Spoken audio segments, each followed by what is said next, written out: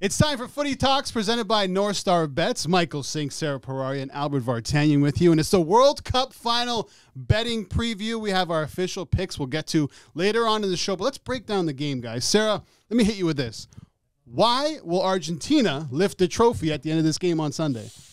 Well, you could say it might be that one special guy on the pitch and Lionel Messi and him being able to, it seems like, kind of do anything. But if we look at this team, Argentina started off this tournament losing to Saudi Arabia. No one will ever forget that. But since then, they have been a team that has been getting better and better each game as it goes on as a team. And we saw this so much against Croatia in the semifinal. That was Argentina's best game. They looked so cohesive. They were playing so well. They were defending, which is something that we haven't seen Argentina do well up until now. So I think the thing is that they're on a high right now, and they've only been getting better. Who's to say they're not even going to be better in this game? It's the final. Everything will be left on the pitch. You can say losing that game to Saudi Arabia was the best thing that happened to them. Messi said, he goes, since that game, we've played a final up until this point. So they're used to these do-or-die games at the moment. For you, Mike, on the other side, why will France lift the cup? I'll answer your question by asking you guys another question. What's the best team that Argentina's faced so far in this tournament? You would have to say Croatia. They did a good job beating them pretty easily.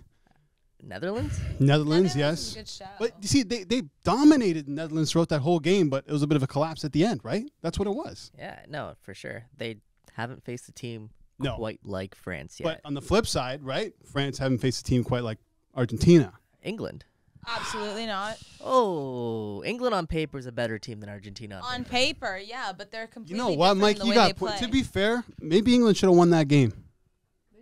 I think they should have. Right. Okay, I see what you're France has saying. done that a couple times this tournament where they've found ways to win. But, okay, that speaks to another thing which France is extremely good at and known for. It's their experience, right? They've been there, done that. The defending World Cup champions, they know how to win close, tight matches. They've shown that through the course of this tournament. They showed that in 2018.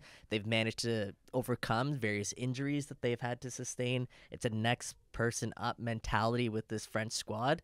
And the quality. They have better quality overall than Argentina. And, you know, Argentina has their X factor in Lionel Messi. Well, France has their X factor in Kylian Mbappe. So it's going to be... You can't compare the two in this tournament. Messi has been so much more crucial to Argentina than Mbappe has been to France. Mbappe, the last two games, wasn't even relevant. I don't know about that, He Sarah. created both of their goals last game. No, I'm sorry. You cannot. Messi has been... Oh, the chair's broken again. It's getting heated here. Chairs are breaking. No way, because at least France are relying on other players to score. Yeah, you could say maybe Julian Alvarez for Argentina, but besides that, they have no one. This Messi dependencia that Argentina have is so much more obvious than France and Mbappe. Fair. You know what? Messi is probably the better player so far this tournament, but don't knock Mbappe down. Don't say he's not like an X factor for France. He's completely an X factor and a game breaker. I almost think Griezmann is more important. I would honestly say that Griezmann would be more important in this game against Argentina than Mbappe would be. Griezmann is definitely the glue that keeps the team together. And like Pogba alluded to on his Instagram, it's Griezmann Conte because he's everywhere. He can play so many different roles. But I will say this. I mean, you can't discount what Mbappe's done at this tournament at the moment, being one of the top players, not only just on the pitch, but based on his goals. And when teams play France, they game plan against Mbappe, which means you have to game plan against the best player and the biggest threat. So yeah, I think in this tournament, you can compare the two, Sarah.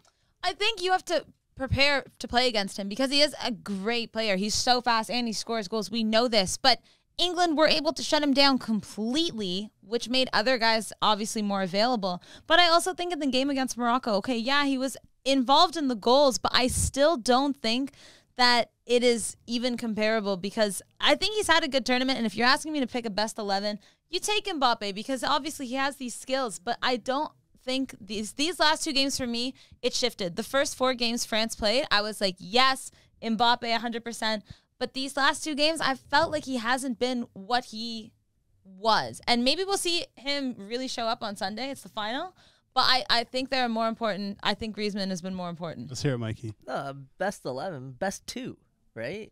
He's been, if not the best player, the second best player in this tournament. I thought it was Livakovic for Croatia. He's been the best, period. He might be the goalie.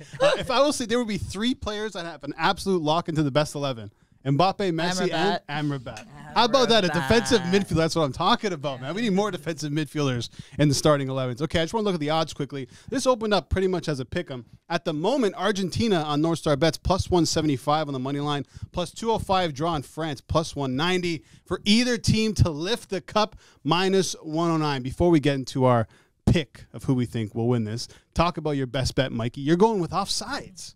Full degenerate here. You guys saw me watching the last France-Morocco game. Honestly, edge of my seat the entire game because I was looking at the corner battle. It was so close, and it came down to the 94th minute. Well, this is another market I think will be really close, and I'll be on the edge of my seat watching.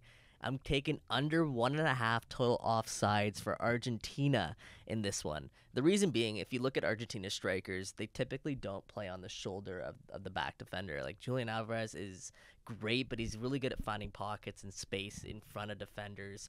He doesn't necessarily make a ton of runs in behind. You look at their last match against Croatia, and they were only called for offside once. Netherlands twice, but they played extra time in that game as well. So, yeah, this is a team that doesn't stray offsides a lot, and it's at plus money at under 1.5 total offsides. I think based on how they set up also determine these offsides, because there's a feeling that they could play without the ball, as we saw they did against Croatia, but on the ball the same way. Look how France lined up against Morocco. They sat back. So it'll be interesting to see. I do like that bet. Plus money bet, you can't go wrong. Sarah, you're going with the old faithful. This one keeps hitting. The last 3 games, it's Messi to score at plus 190. He scored in all but one game this tournament. This at plus money. I want you guys to win money. This to me, it's like, you take it. If there's going to be someone to score, it's going to be him. We always talk about this. He takes penalties as well. That's a goal. Take it, please. Like, I can't not. Are you expecting a lot of goals in this match? Yeah. Do you think this really? is a goal fest, eh? I'm going back and forth. I don't know. Yeah, I don't know. I like the over 2 with the push. Over Yeah, 2? over 2. 1-1 into extra time. 1-1 into extra time, and then I think Argentina scoring like the 113th. Like, I'm seeing. I don't. Oh, Messi? No, I think it'll be Julian Alvarez. Messi will score the first goal. Okay, what do you guys think about this one? So, Argentina, they've been awarded the most penalties. France have conceded the most penalties, 3 in their last 3 matches. I think it's around, don't quote me on this, but around plus 450 to plus 490 for Argentina to be awarded a penalty. Well, VAR is a game changer, right? I think since the installment of VAR, we're seeing more penalties given because you can just go back and check the tape. Yeah. And conspiracy theorists are thinking that Messi gets penalties for a reason. You know, French players are getting sick for a reason. I'm just saying. On the next episode of Conspiracy Theories with Albert Vartanian. Okay, here's my degenerate pick. I'm going Messi over 1.5 shots at plus 110. Shots on target. 2 shots and all but 1 match this World Cup. Can you guys guess which match that was? It was the one that Enzo scored. No, that was Mexico. That was Mexico. Yeah. Wow, well done, Sarah. See, Sarah's locked in. Okay, official predictions to wrap this whole thing up. Who's winning the cup? Come on, Mikey. Give it to me, buddy. Argentina. Oi! Oh, Argentina. I know. I can't go against Messi. I'm going to go Argentina as well. But to lift the cup, an easier, safer bet, minus 109. That's been it for Footy Talks. You have our picks. Make sure, please, for all the World Cup markets, for all the soccer markets, head over to NorthStarBets.ca.